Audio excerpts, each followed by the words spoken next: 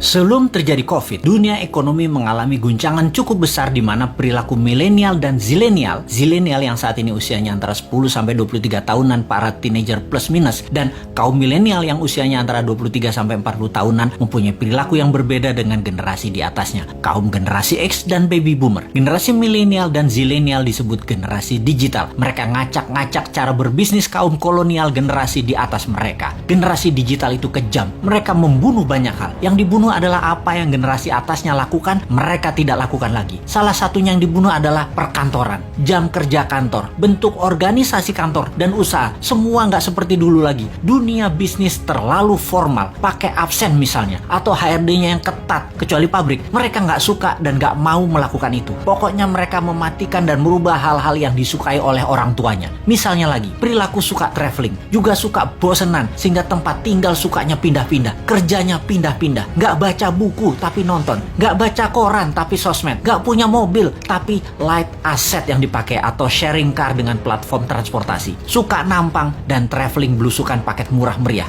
Generasi digital juga membunuh media TV karena generasi digital everyone is broadcaster, everyone is reporter. Merek dan brand dibunuh juga oleh generasi digital. Brand itu menjadi less important bagi mereka. Bagi mereka yang penting adalah 3R, yaitu rating, review, dan recommendation. Lalu masuk masa COVID. Mendadak dunia bisnis menjadi harus digital. Tepatnya dipaksa menjadi digital. Dipaksa jualan lewat platform marketplace. Dipaksa jualan lewat iklan di sosmed. Dipaksa menggunakan gadget di tangan bisnisnya. Dunia UKM Indonesia tidak banyak yang siap. Tidak banyak yang paham. Dan dunia bisnis selama pandemi yang tidak janji kapan berakhirnya, kapan herd immunity-nya tercapai, tidak tahu kapan dunia terbebas dan menyelesaikan pandemi ini, maka dunia brick and mortar, dunia bisnis bata dan semen menjadi terancam. Apa saja dunia bata dan semen itu? Seperti gedung sekolah, tempat wisata, hotel, ruko, mall, perkantoran, crowd gather event seperti bioskop, konser, sport event, musik event, MICE, semua menjadi menggantung bisnisnya. Dibuka nggak terlalu untung, ditutup pasti rugi.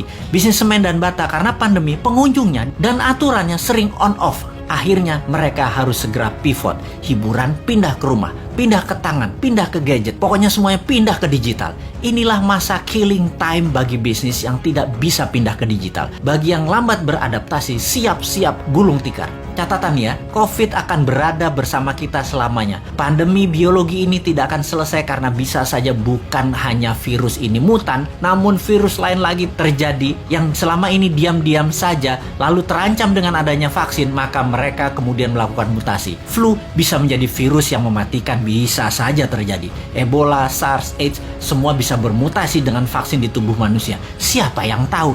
Ini bukan nakut-nakuti, tetapi sebagai orang yang lama dilatih dengan threat analysis, maka melihat ancaman harus segila mungkin dan kita harus punya antisipasinya sekarang. Jadi tidak ada kata post pandemic, yang ada adalah bagaimana mengambil peluang dan tetap survive di masa ini. Selama 5 tahun ke depan, masa kegelapan sebagian dunia bisnis mungkin bisa lama terjadi. Sekali lagi, sebagian dunia bisnis lama masuk masa kegelapan dan akan musnah. Dalam 5 tahun ke depan ada 30% macam bisnis baru dan ada 30% macam jenis pekerjaan yang baru lahir. Dalam 10 tahun ke depan ada 60% pekerjaan yang sekarang ada musnah dan ada lebih dari 60% pekerjaan baru yang saat ini belum ada macamnya akan muncul. Yang paling parah adalah pemerintahan. Kalau menggunakan cara lama, pola pikir lama, banyak negara yang akan musnah. Inilah yang mau kita ingatkan ke depan. Pastikan calon pemimpin ke depan mengerti apa yang akan terjadi ke depannya nanti. Calon pemimpin ke depan harus punya tim yang solid dan berpengalaman dunia internasional. Calon pemimpin ke depan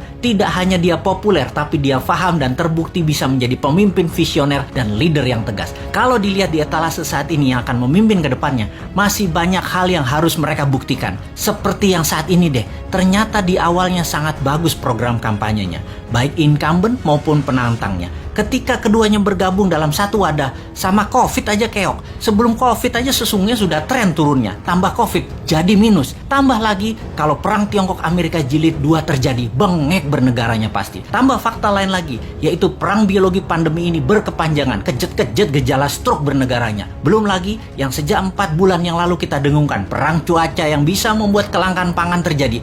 Wes ambiar bernegaranya kalau tidak bisa membuat antisipasinya. Jadi, kita ngeledekin incumbent, kita lanjut ngeledekin oposisi yang tidak memberikan solusinya. Kemudian apa solusinya New Mind? Sabar, sebentar. Ini lagi celingukan kiri kanan ngecek ada agen globalis tukang siomay nggak bawa HT di depan rumah. Gue mau beli dulu.